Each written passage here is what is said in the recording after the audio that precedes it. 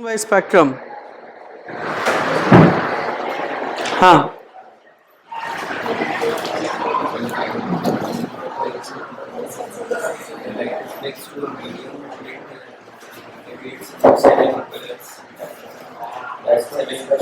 ऐसे बोलेगा, अरे लास्ट बेंच मास्क पहना हुआ।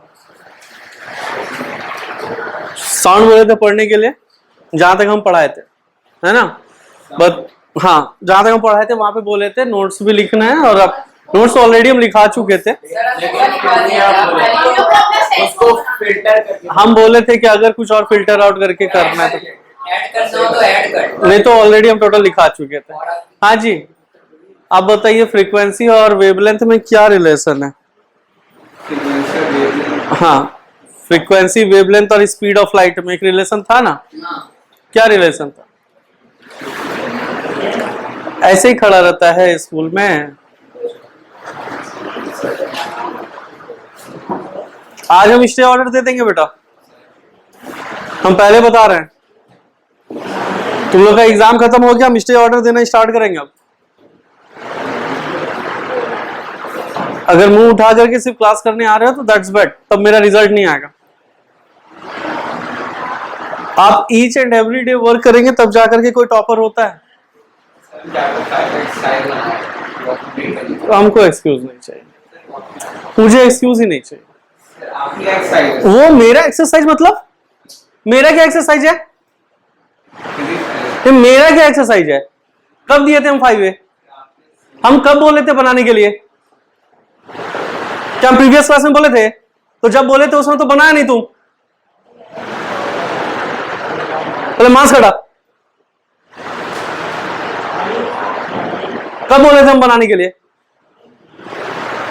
तो फिर आप ही का काम कर रहे थे, ये क्या कर रहा है तुम लोग को?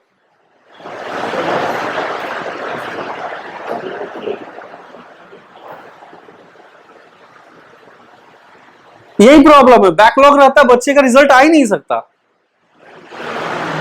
इतना ज्यादा बैकलॉग लेकर के चलेगा। एक तुम प्रैक्टिकल के लिए तुम पढ़ाई छोड़ रहा है यार। प्रैक्टिकल पढ़ने में कितना टाइम लगता है? Next, define amplitude.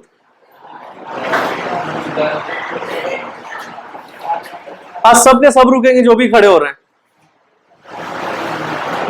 कोई एक्सक्यूज नहीं चाहिए मुझे। इतना घटिया लिखा है टेस्ट पेपर में, बता नहीं सकते हम।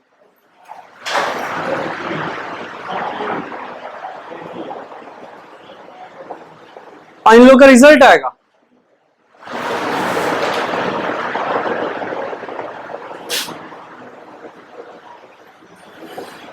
नेक्स्ट, मेरा होल क्लास खड़े रहोगे। हाँ, क्या होता है एम्पलीट्यूड?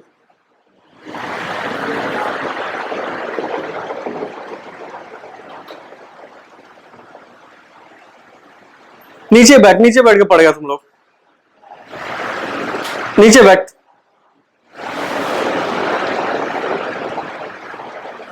एकदम नीचे बैठ।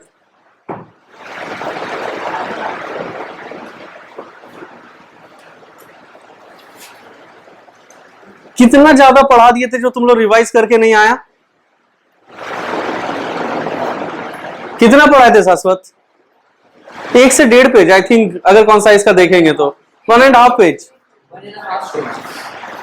अब वो भी हम 9th का भी बताए कि तुमको याद आए। हेलो, क्या बैठना नीचे? सर मुंह वाला कहानी मत कर बेटा। कोई बात नहीं, गंदा ही होगा ना, मम्मी को बताना क्यों गंदा हुआ था। हाँ, कम से कम बताएगा तो मम्मी को गंदा क्यों हुआ था। हाँ हाँ, आराम से बैठ, जैसे भोज खाने के लिए बैठते हैं। हाँ, भोज मिलेगा तो तुरंत एकदम बैठ जाएगा, एकदम पत्तल लेकर के। रुको, अभी गुस्से में रुक ना, अभी वो दोनों भी उठने वाला है। सत्यम उठ। हाँ, बता difference between electromagnetic waves and mechanical waves. एक 10 मिनट का टाइम चाहिए आपको स्कूल ये क्लास के बाद। ये 10 मिनट सफिशिएंट है रिवाइज करने के लिए, क्योंकि इतना इलाबोरेट वे में यहाँ पे हो जाता है कि आप बस 10 मिनट देखोगे आपका हो जाएगा। वो 10 मिनट तुम लोग नहीं निकाल रहा है। बोल रहे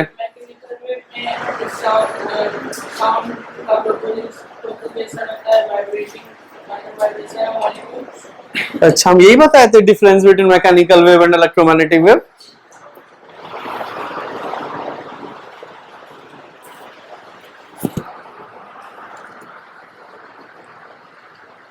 आ जाओ आ जाओ आ जाओ आ जाओ, जगह दो आने के लिए। नहीं नहीं यहाँ पे नहीं नहीं, तुम आ जाओ आगे आ जाओ। अच्छा आ जाओ सत्यम, बैठाना भी मत आगे, नहीं तो पता चला कि तुम बैठ नहीं पा रहे हो। कोई चांस नहीं है अब, कोई फायदा नहीं है। Sachin, difference between mechanical wave and electromagnetic waves.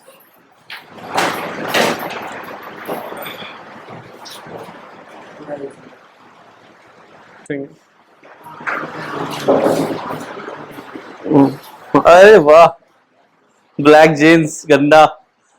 हाँ बताइए, नहीं पढ़े ना, वेरी गुड। आइए बाहर आइए, आपके लिए भी जगह बनेगा, आपके लिए बीच में ही जगह बनेगा, बनाइए उधर। सृष्टि खड़े हो, सृष्टि एब्सेंट तो नहीं थी। जब एब्सेंट नहीं थी तो बताइए सी एफ और लैम्डा के बीच में क्या रिलेशन है?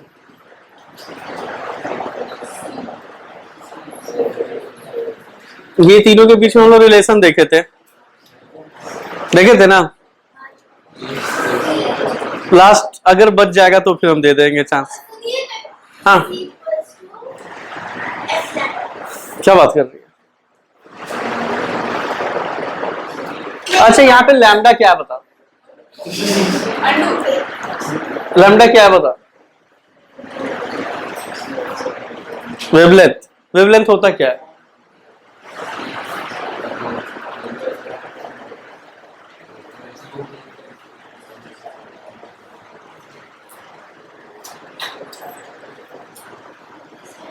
मजा आ रहा है? अरे दिख रहा है रे बच्चा। अरे थोड़ा सा तुम लोग साइड हो जाओ ना, उन लोगों को दिखना भी चाहिए। दिख रहा है ना? अंशु नहीं हो रहा तो उधर चले जाओ, उन लोगों को दिखना भी चाहिए। चल जा बेटा आज के लिए।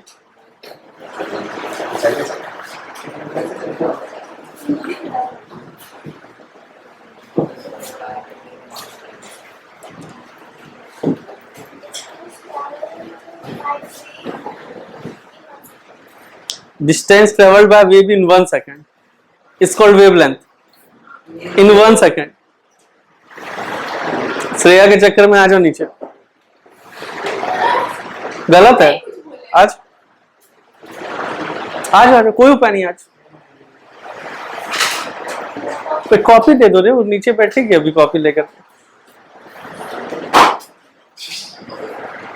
सबसे मार खाता है, लात खाता है। क्या बन गया तुम रे?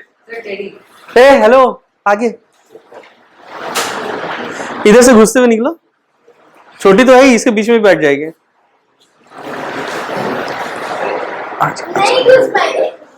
अरे उठा दो रे, वो घुस जाएगी। अभी तुम क्या बोली थी? वही हमको तुम्हारे लिए लग रहा था। जाइए सृष्टि, आपके लिए स्पेस बना।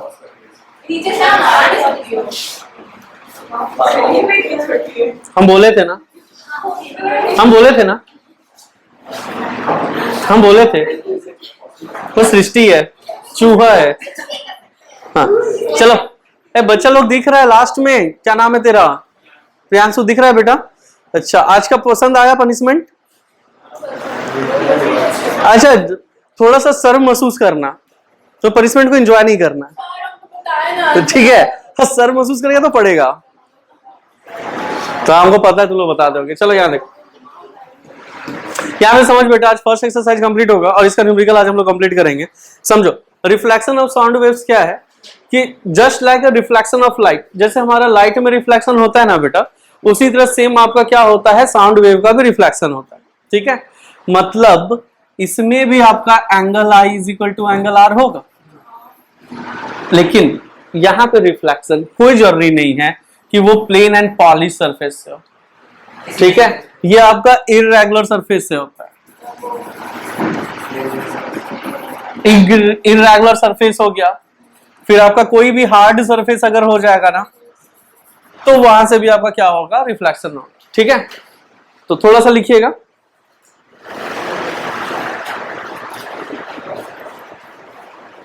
ठीक है, लिखो थोड़ा सा। The return of a sound wave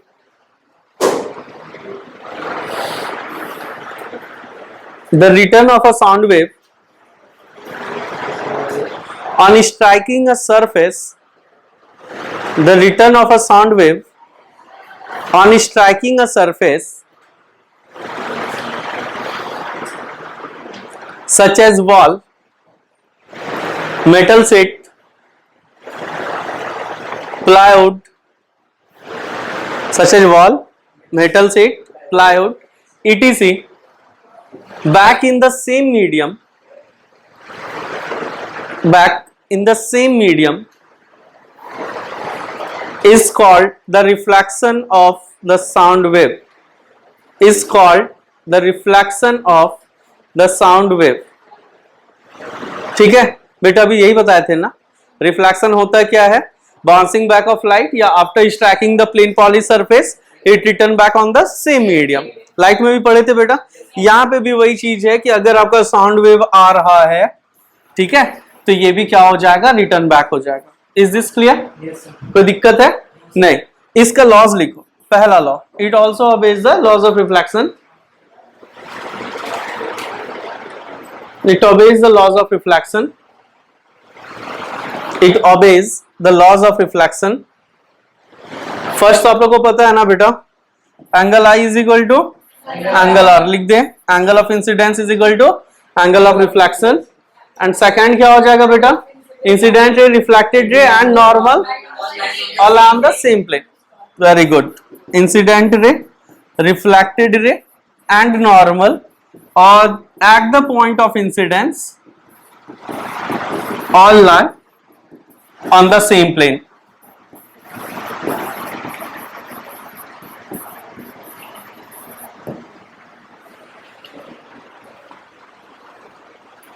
ठीक है,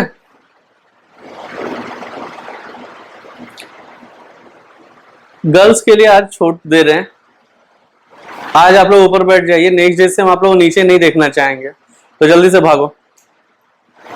चलो बॉयज, अब आप लोग फ्री होकर के बैठ जाइए, आगे आ जाइए। हाँ बेटा, आ जाओ, आगे आ जाओ, आगे आ जाओ। नेक्स्ट डे से नहीं छोड़ेंगे गर्ल्स।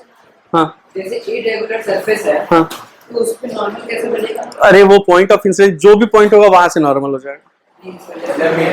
अरे लेटर सपोज ना, ये आपका इरेगुलर सरफेस है, ये पॉइंट आया तो यहाँ पे नॉर्मल इसके अकॉर्डिंग बनाएंगे, वहां पे भी तो बन ही सकता है ना नॉर्मल, तो उसके अकॉर्डिंग नॉर्मल हम लोग बनाएंगे। ये सिर्फ कहने का है, उतना हम लोग यूज करते हैं। ठीक है, एक चीज और लिखो कि रिक्वायरमेंट क्या होना चाहिए रिफ्लेक्शन ऑफ लाइट का, तो लिखो the only requirement for the reflection of sound wave, the only requirement for the reflection of sound wave is that the size of the reflecting surface, हाँ लिखो, the size of the reflecting surface, the size of the reflecting surface must be bigger than the wavelength of sound wave, must be bigger than the wavelength of sound wave। बेटा ये चीज को star marks कर देना। Reflection तो होता है, लेकिन उसका एक कंडीशन होगा बेटा, और वो कंडीशन क्या होगा कि बिल्कुल जो रिफ्लेक्टिंग सरफेस होता है ना, वो हमेशा क्या होगा, बड़ा होगा, bigger to the wavelength of sound wave. चलो बॉयज, तुम लोग के लिए भी आज छोड़ दिए, कल से पढ़ करके आना। चलो भागो। पॉज करो 2 मिनट के लिए। पहला चीज आपको क्या याद रखना है बेटा कि वो जो आपका प्लेन पॉली सरफेस होता था वैसा कोई जरूरी नहीं है, ये हम ऑलरेडी बता चुके कि इरेगुलर सरफेस से भी क्या होगा, रिफ्लेक्शन ऑफ साउंड वेव होगा। दूसरा इंपॉर्टेंट पार्ट हम क्या बताया कि ये जो आपका जो लॉज ऑफ रिफ्लेक्शन है ये फॉलो होगा। थर्ड इंपॉर्टेंट पॉइंट आपका क्या है बेटा कि जो साइज ऑफ रिफ्लेक्टिंग सरफेस है, लेट अस सपोज ये जो आपका रिफ्लेक्टिंग सरफेस है ना, इसका एक कंडीशन होना चाहिए कि ये अगर लेट अस सपोज कि इसका लेंथ वेवलेंथ लैम्डा है तो इसका साइज मोर देन लैम्डा होना चाहिए। ठीक है, अब सोचो ना, इसके करने का मतलब क्या है कि ये एटम से टकरा करके वापस नहीं आए। जब लाइट पड़ते हैं ना तो लाइट में स्कैटरिंग ऑफ लाइट होता है। स्कैटरिंग ऑफ लाइट में क्या होता है कि मॉलिक्यूल्स ऑफ एयर से टकरा करके वो बिखर जाता है। ठीक है ना, वो ऐसा साउंड वेव नहीं है। साउंड वेव को एक सरफेस चाहिए, वहां से टकराएगा तभी वापस आएगा। इसलिए वहां पे क्या लिखा हुआ है बेटा, वॉल लिखा हुआ है, मेटल सीट लिखा हुआ है, प्लाउड लिखा हुआ है, जितना हार्ड सरफेस हो सके। वन मोर थिंग, यहाँ पे हार्ड लिखे हैं, सॉफ्ट नहीं लिखे हैं। सॉफ्ट में एब्जॉर्ब होता है। आप देखो क्वेश्चन वगैरह जो हम लोग लगाते हैं घर पे, ये जो पर्दा वगैरह लगाते हैं, दिस इज ऑनली कि ये किसके तरह एक्ट करेगा, साउंड एब्जॉर्बर की तरह एक्ट करेगा। समझ में आ रहा है? अगर ये सब नहीं रहे तो हमारे घर में भी इको प्रोड्यूस हो, लेकिन क्या यहाँ पे इको प्रोड्यूस होता है? नहीं होता। क्यों नहीं होता बेटा? Because of that soft surface. Is this clear? अरे प्रियांशु समझ में आ रहा है बेटा? कोई दिक्कत नहीं ना? 10 मिनट बैठने का गुस्सा ना मत। आगे बढ़े, चलो लिखो echo, a very important topic, और हमेशा से यहां पे न्यूमेरिकल पूछा जाता है।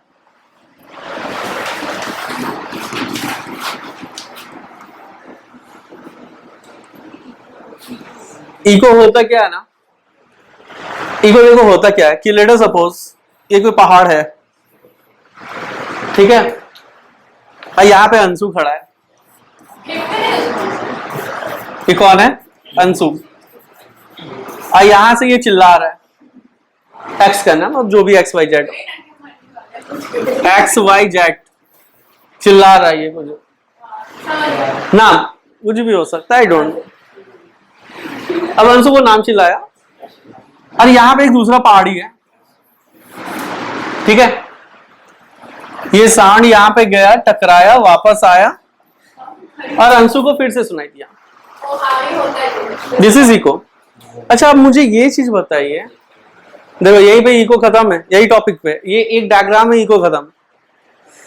पहला चीज हम क्या बोले बेटा कि किसी पहाड़ पे, पहाड़ करने का मतलब या कोई ऊंचा जगह या कहीं पे भी, कोई जरूरी नहीं ऊंचा प्लेस, हम यहाँ पे भी खड़े होकर के बोल सकते हैं, इको यहाँ पे भी प्रोड्यूस हो सकता है।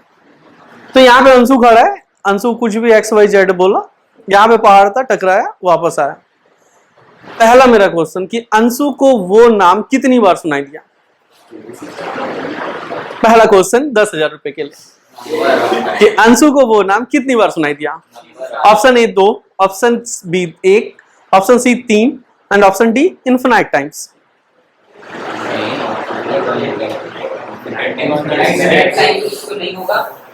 एक ऑप्शन क्या है?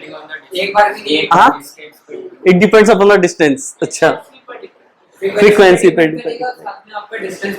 अच्छा, फ्रीक्वेंसी डिस्टेंस, ठीक। अरे गधा सब मेल एंड फीमेल वर्जन का याद है, 2 बार सुनाई देगा। पहली बार अंशु बोला रिया, मान लो, अरे तो अपने आप का सुना, लेट अस सपोज, या गोपी बोल दिया, ठीक है, जो भी बोल दे। पहली बार अगर ये बोला गोपी, तो जैसे बोलेगा तुरंत उसको सुनाई देगा। समझना बेटा, हम यही करें, यहीं पे इको खत्म है। जैसे ही आप बोलोगे तो वो तुरंत एट इंस्टेंट आपको सुनाई देता है ना, this is your first sound. और जो कुछ सेकंड के बाद जो सुनाई दे रहा है वो इको है। तो सोचो कि जिस समय ये बोला होगा उस समय तो इसको सुनाई दे दिया, तो पहली बार तो यहीं पे खत्म हो गया ना। दूसरी बार क्या हुआ बेटा, ये गया, टकराया, वापस आया, तो कितनी बार सुनाई दिया इसको? 2 बार सुनाई दिया। पहला बार तो ओरिजिनल साउंड है, जो फर्स्ट साउंड सुनाई दिया, और जो second sound after ceasing the original sound. अच्छा सोचो कि ये जैसे बोले खत्म हो गया ना, सीज हो गया ना, तो after ceasing the original sound जो आपको फिर से वही चीज रिपीट होता है, वही चीज सुनाई देता है, that is called an echo. समझ में आ रही है बात? तो इसको कितनी बार सुनाई दे रहा है? 2 बार। First one is original sound and second one is echo. कहानी खत्म। समझ में आया?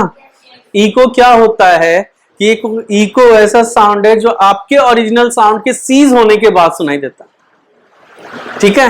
और इसमें टाइम बहुत कम है, 1/10 सेकंड बोला जाता है, 0.01 सेकंड के, 0.1 सेकंड या 10th सेकंड हम ये बोलते हैं। तो अगर 0.1 सेकंड के बाद अगर वो सुनाई दे रहा है, that is called an echo. खत्म, बहुत सही। लिखो, पानी है क्या किसी के पास?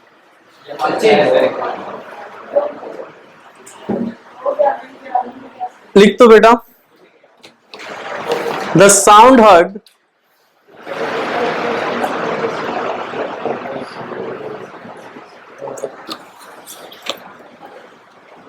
after reflection from a distant obstacle,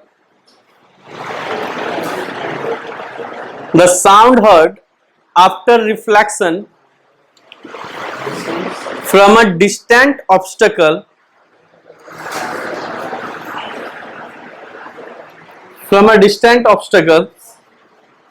ठीक है, after the original sound has ceased, after the original sound has ceased,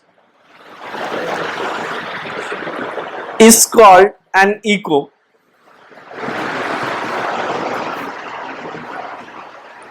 Is called an echo.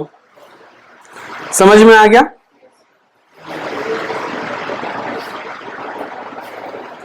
लिखो, नीचे लिख लेना, condition for hearing an echo. Condition for hearing an echo. लिखो, an echo is heard only if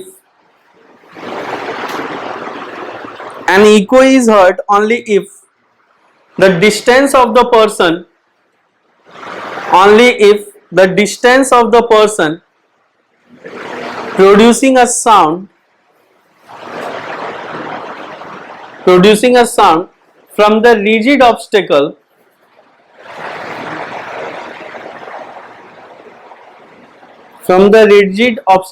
is far enough. rigid obstacle बोले हैं, यहां पे देखो, RI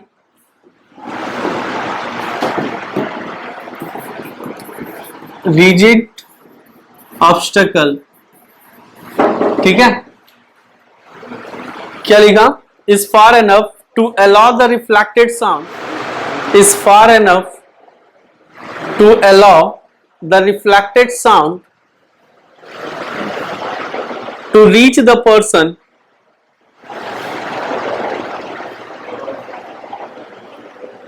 at least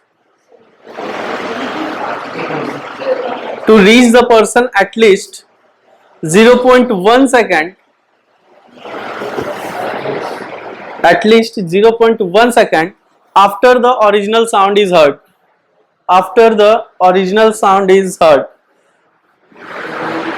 ठीक है, ये कंडीशन आपको याद रखना है बेटा। और यहां से आपका दूसरा कंडीशन बनेगा।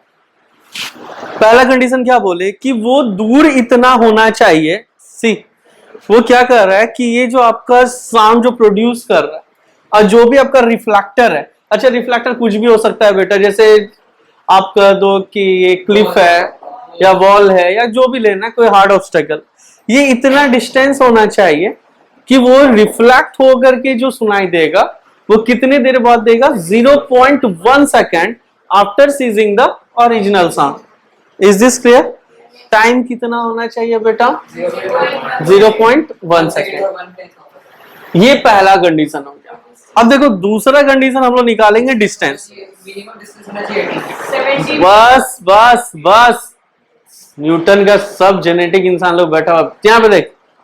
अभी हमको नहीं पता कि डिस्टेंस कितना है, नहीं है, ठीक है, तो हम लोग मिनिमम डिस्टेंस निकालेंगे।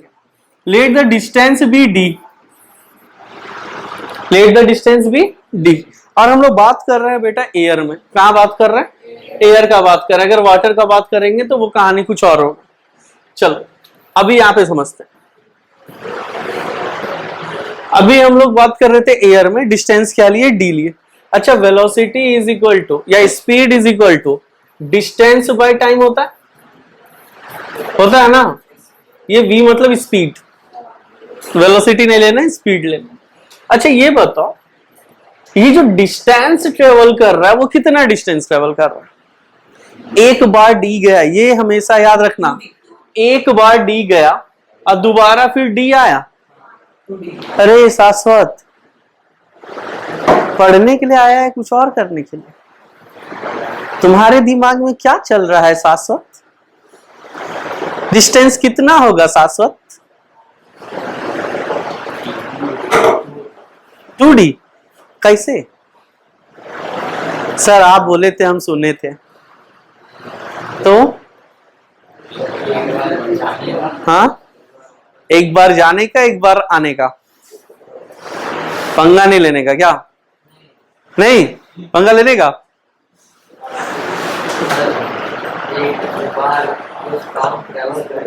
अच्छा, एक बार साउंड ट्रेवल करेगा, दूसरी बार साउंड को मार के भगाया जाएगा। अरे बेटा, यहां से यहां तक आया डी, फिर वापस आएगा डी, तो टोटल कितना हुआ? 2D। तो टोटल डिस्टेंस कितना आ गया? 2D by T. This is your formula. यही फॉर्मूला हर जगह हम लोग यूज करेंगे, v is equal to 2D by T. लेकिन बच्चा लोग हमेशा 2 इंटू डी मत करना, कभी कभी क्या करता है ना, वो आने जाने का डिस्टेंस बता देता है। ठीक है, अब तुम लोग तो ठहरे महानुभाव सर, अगर वो कह देगा कि टोटल कमिंग गोइंग आना जाना सब मिला के 34 मीटर है, अब तुम कहोगे ना अब तो हमको 2 से तो मल्टीप्लाई करना ही है, तो 2 इंटू 34 68 कर दोगे। तो जैसे तुम 68 किए तो वहां पे तुम्हारा 0 होगा। तो प्लीज अंग्रेजी मीडियम में पढ़ रहे हो, थोड़ा सा क्वेश्चन पढ़ लेना। समझ में आया? आंख मूंद करके 2 से मल्टीप्लाई नहीं करना है।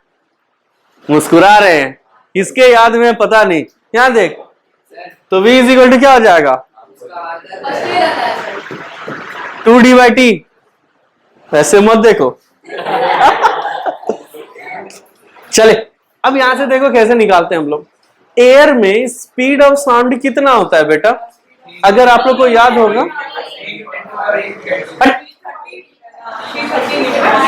Velocity of sound in air is equal to 340 meter per second.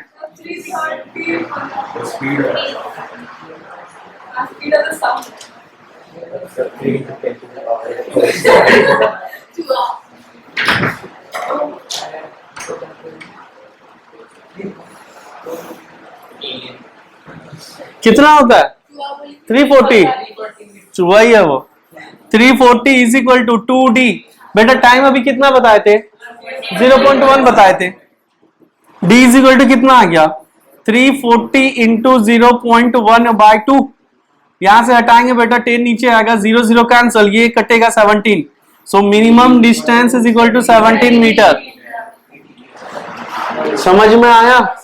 जो मिनिमम डिस्टेंस होना चाहिए from producer to reflector, that is equal to 17 meter. और ये आपका दूसरा नेसेसरी कंडीशन होना चाहिए कि minimum distance between producer and reflector must B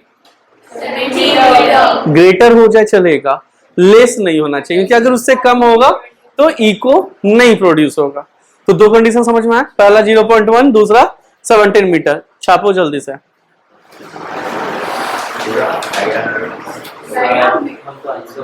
diagram बनाओगे तो तुम्हारा याद रहेगा, नहीं बनाओगे तो नहीं याद रहेगा।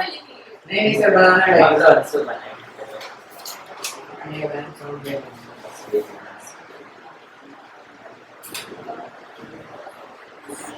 पहला लिख लिए थे ना कंडीशन, थोड़ा स्पेस देकर के दूसरा भी लिख लो इसके बारे में। हाँ ठीक, लिख लेना, मतलब minimum distance between the source of sound and the reflector in air must be 17 meter. यहाँ पे एक चीज और है, बहुत अच्छा है।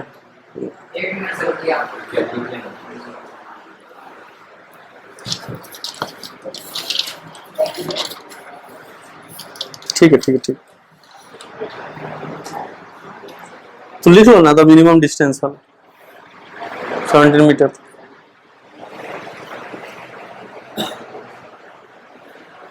बच्चा लोग सब पढ़ने में ठीक, पढ़ेगा ही नहीं, सब आलसी सब है। इसको देखो ना, पिज्जा का एक बाइट दिखाओ, भागते भागते सत्यम पहुंच जाएगा यहाँ से खलीफाबाग चौक। हाँ, कहता है वो हम भी भागेंगे।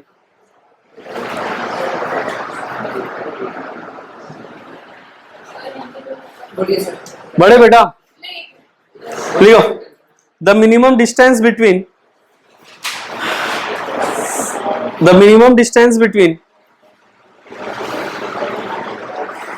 the source of sound and the reflector, the minimum distance between the source of sound and reflector in air must be 17 meter. In air must be 17 meter. ठीक है, नीचे स्टार मार्क्स देकर के लिख लेना, it is different in different medium. It is different in different medium depending upon the speed of sound in that medium. Depending upon the speed of sound in that medium.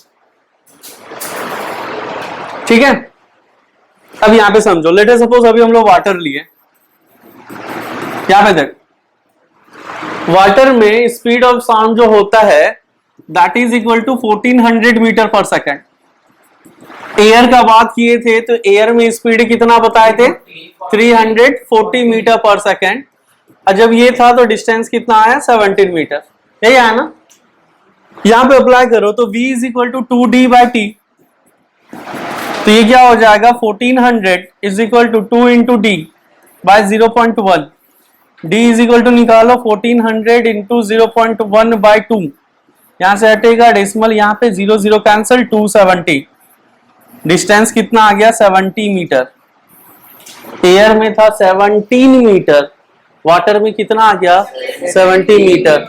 तो अब आप बताओ कि minimum distance vary कर रहा है, ये किस पे डिपेंड कर रहा है, अलग अलग मीडियम में जो स्पीड होता है, क्योंकि डिफरेंट मीडियम में डिफरेंट स्पीड है, तो उस पे डिपेंड करता है. बेटा आपको रट करके नहीं जाना है 17 मीटर.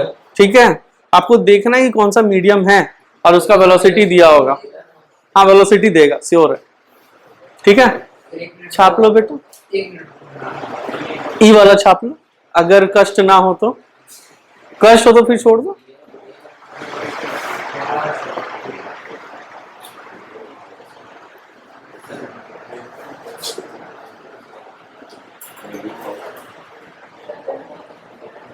सचिन आ रहा है समझ में. अंजलि का है, कौन अंजलि? अब सचिन तेंदुलकर की वाइफ तो अंजलि तेंदुलकर ही है ना. आए तो नहीं तो है। जरूरी है कि हमेशा स्कूल में मिले. स्कूल ही नहीं आ रहा। चलिए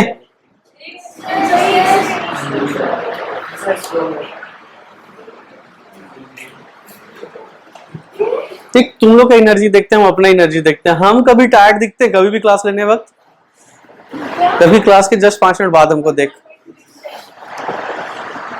सर स्कूल के बाद तो सब होता है। अरे बचा करके सांसद गिर जाए तो फिर कैसे उठेगा वो, इतना छोटा बच्चा है. चल आगे देखते हैं. अच्छा इसी में थर्ड कंडीशन देख ले बेटा. 2 कंडीशन हो गया. Third condition, third size of reflector must be greater than wavelength of the sound wave. wavelength of the sound wave. ठीक है, ये थर्ड हो गया. तो 3 कंडीशन मिला. अच्छा चौथा कंडीशन देखो. अच्छा चौथा कंडीशन क्या है ना कि अगर तुम वहां पे अंशु की जगह चाहत को खड़ा करोगे तो चाहत का आवाज नहीं आएगा. अब रीजन है चाहत बहुत जोर से चिल्लाएगी तो राशि. अब इतना अगर इंटेंसिटी कम होकर के अगर वो चिल्लाई तो क्या रिटर्न होगा साउंड वेव. यहां से फोर्थ कंडीशन क्या आया, the intensity of sound is such high, या उसका एम्पलीट्यूड इतना होना चाहिए कि वो उतना ट्रेवल करने के बाद भी आपके कान तक ऑडिबल हो. समझ में आया.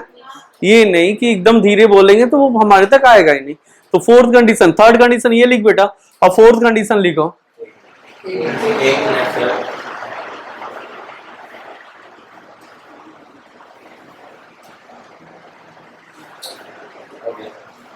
फोर्थ कंडीशन लिखिए, the intensity of sound should be such that, the intensity of sound should be such that the reflected sound,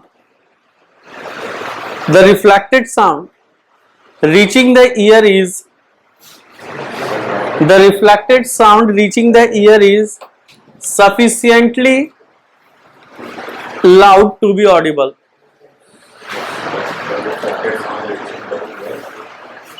Sufficiently loud to be audible.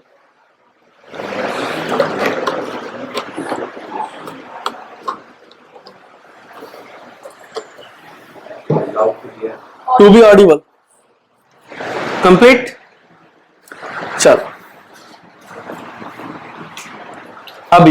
अब हम लोग लिखेंगे यूज ऑफ इकोज, जो बहुत बार पूछा गया है, ठीक है, हाँ बहुत बार पूछा जाता है, और ये आज आपका लास्ट टॉपिक है। उसके बाद एक दो न्यूमेरिकल देखेंगे और कल के लिए थोड़ा ज्यादा होमवर्क देंगे।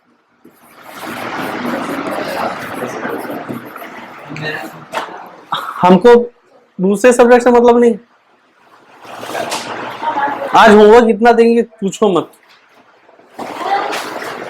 यूज ऑफ इकोज, अच्छा एक चीज याद रखना कि जब हम लोग इको का यूज करते हैं ना, अरे जब हम लोग इको यूज करते हैं तो कौन सा साउंड यूज करेंगे इस पे डिपेंड करता है। तो याद रखना कि इको के लिए हम लोग अल्ट्रासोनिक वेव यूज करते हैं। कौन सा? कि क्या हो गया रे? हाँ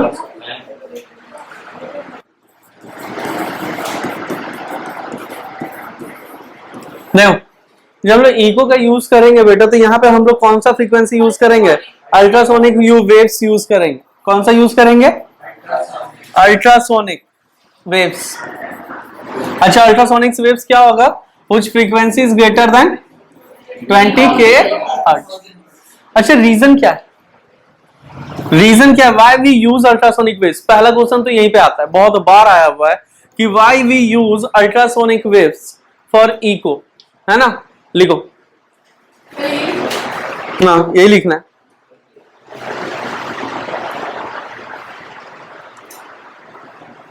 थ्री प्रॉपर्टीज, टॉपिक दे देना, थ्री प्रॉपर्टीज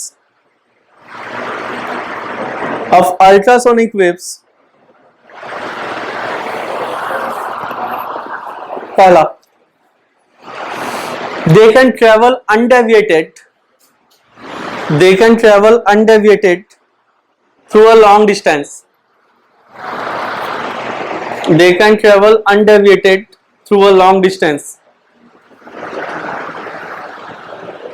ठीक है? दूसरा लिखो, they can be confined to a narrow beam, they can be confined to a narrow beam,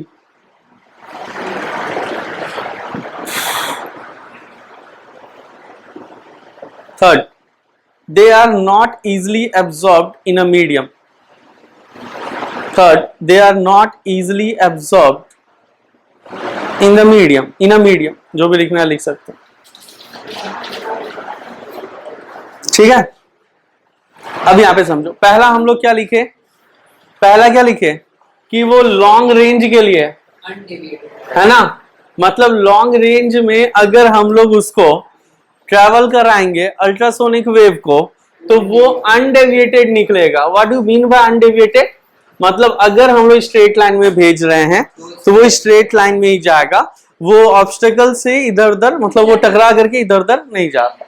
दूसरा चीज क्या? They can be confined to a narrow beam, ये इंपॉर्टेंट है। जैसे हम लोग लेजर लाइट यूज करते हैं ना, एकदम नैरो बीम बनाना, हम लोग उसको भी क्या कर सकते हैं? नैरो बीम में भेज सकते हैं, है ना?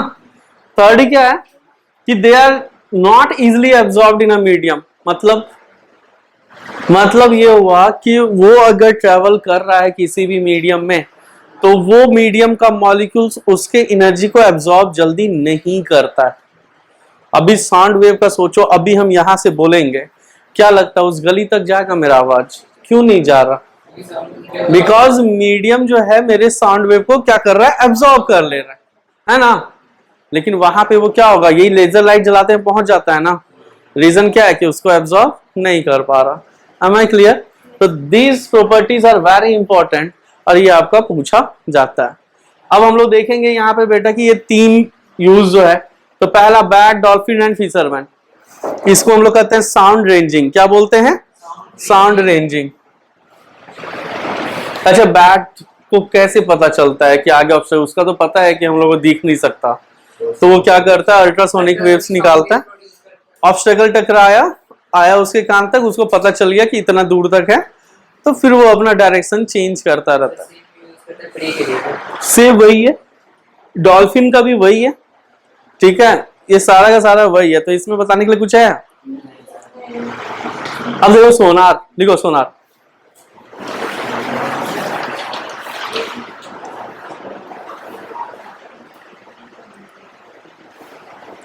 Sound navigation and ranging, sound navigation and ranging.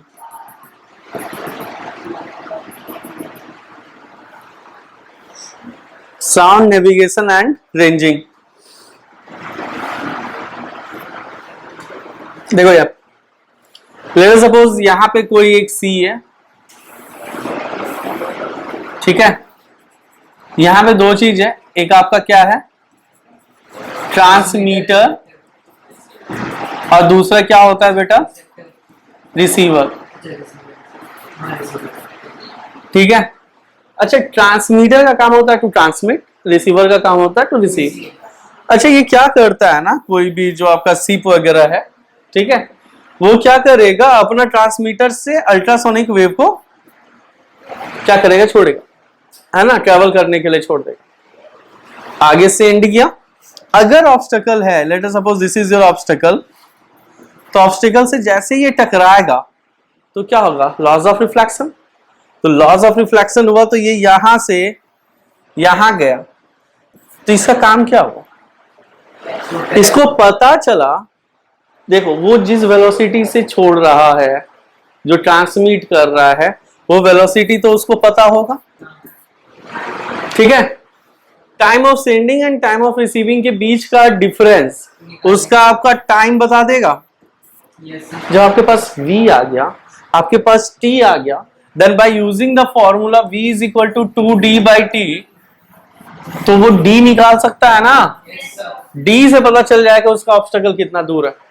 Iceberg होता है ना, आइसबर्ग जब सीप हम लोग का जा रहा होता है या सबमरीन जा रहा होता है, तो आइसबर्ग से ना टकराए, तो उसको कैसे पता चलेगा कि आइसबर्ग है? कहां दिख रहा है क्या? नहीं दिख रहा, तो वो क्या करेगा? सेंड करेगा अल्ट्रासोनिक वेव, ठीक है, वो ट्रांसमिट किया।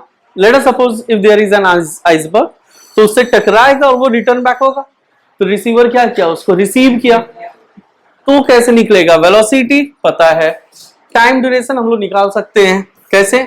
जिस टाइम पे सेंड किए और जिस टाइम में रिसीव हुआ, दोनों का डिफरेंस है, बच गया डिस्टेंस। तो बाय यूजिंग दिस फॉर्मूला हम लोग क्या कर सकते हैं? डिस्टेंस फाइंड आउट कर सकते हैं। Is this clear? और ये बहुत इंपॉर्टेंट है सोनार के लिए। हाँ बेटा,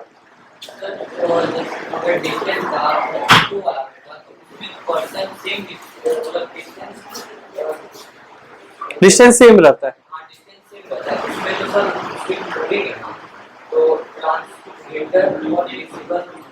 और ये ऐसी कुछ है, उसी वे में क्यों नहीं वापस आया जिस टाइम में वो छोड़ा था? रिफ्लेक्शन क्या होता है? Angle of incidence is equal to angle of reflection. और वो जब भेज रहा होगा, तो लेट अस सपोज कि वो स्टैंडिंग पोजीशन पे होगा और भेजा, देखा इस डायरेक्शन में कितना दूर तक हम जा सकते हैं, कितना देर लगेगा साउंड वेव को ट्रैवल करने के लिए? 3 × 10⁸ मीटर पर सेकंड है, नहीं तो 1400 मीटर पर सेकंड है। बहुत स्पीड होता है यार, समझ रहे हैं? 1.5 किलोमीटर पर सेकंड, कितना स्पीड है, कितना देर तक जाएगा, उसको आने में कितना टाइम लगेगा?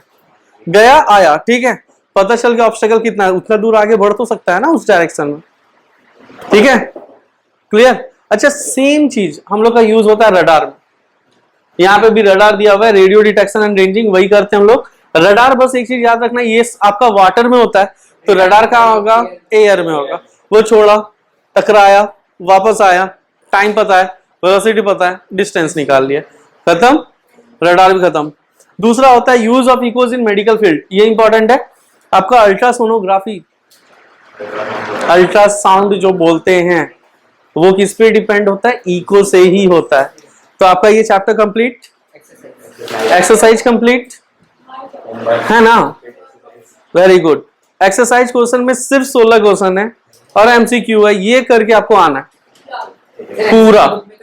हाँ, क्यों लिखने में कुछ जा रहा है? हाँ, बुक में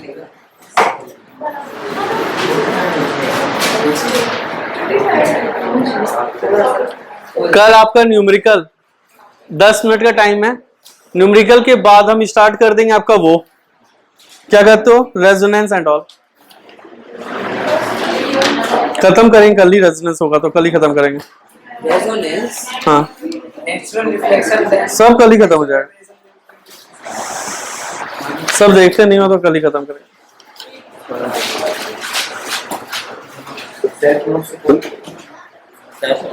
बंद। अरे होमवर्क वापस